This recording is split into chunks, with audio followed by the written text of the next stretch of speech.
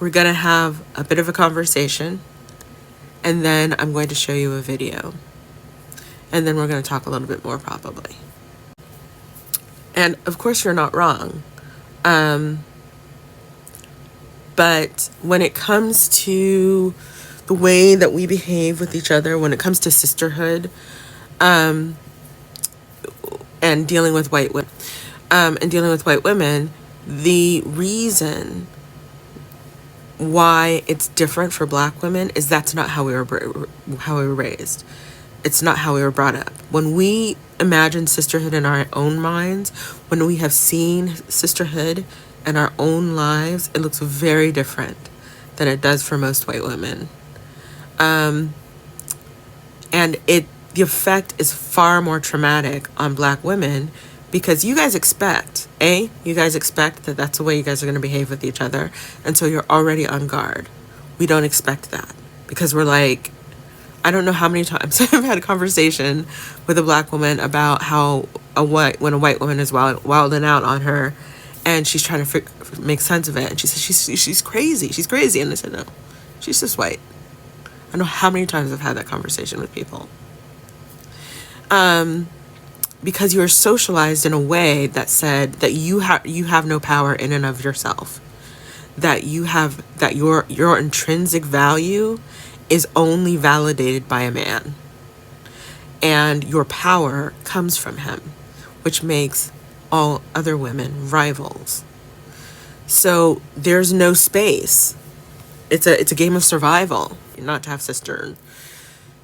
Now, another reason why it is particularly traumatic for black women is that while white women do this to each other, they tend to separate off into factions.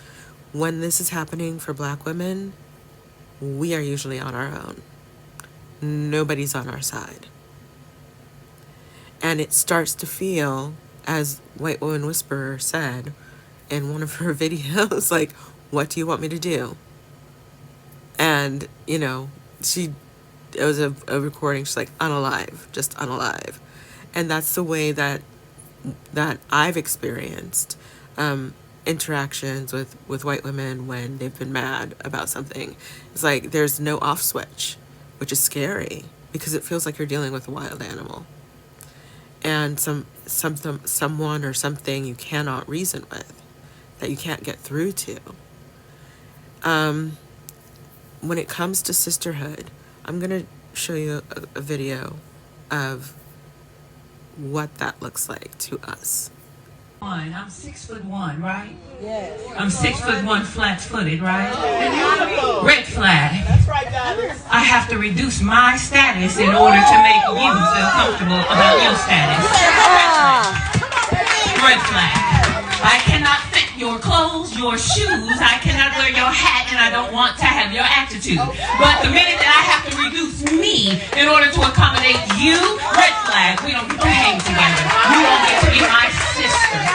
Other red flag is every time I ask you how I'm doing or how I look and you hold up a mirror, but the reflection I see is you. When Tia and LaDonna and my sister, my ego here, Alicia, decided to take that mirror away from me and hold up a mirror that showed me and then honor me and say, Queen, you look fly, you look good, own your mama, own your hood. Yeah, that's a sister.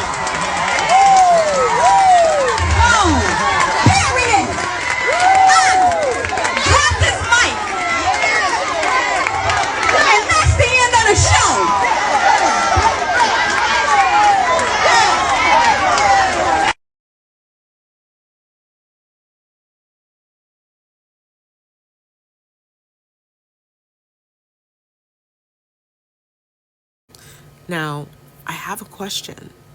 When you imagine, and for anybody who wants to answer it, for you, Ms. for you, my mind, I'm so sorry. Missing my mind. Oh my gosh. Oh, I feel that within my heart. Maybe that's not what it said. Maybe I'm projecting. Excuse me, I'm so sorry. But when you think of the idea of white women, and when you think of sisterhood, what comes to mind for you? Because that gathering is what comes to mind for me when I think about white women, when I think about black women, and when I think about sisterhood. So what image is yours? Would love it if you would post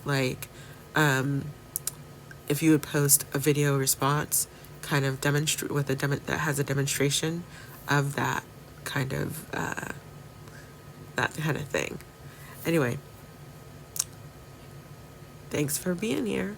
Please do like, follow, share. Please subscribe. I always use more subscribers.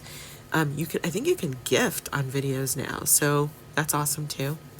And but most importantly to me, it's the getting in on the conversation and understanding that you are in it with me. So anyway, talk to you later.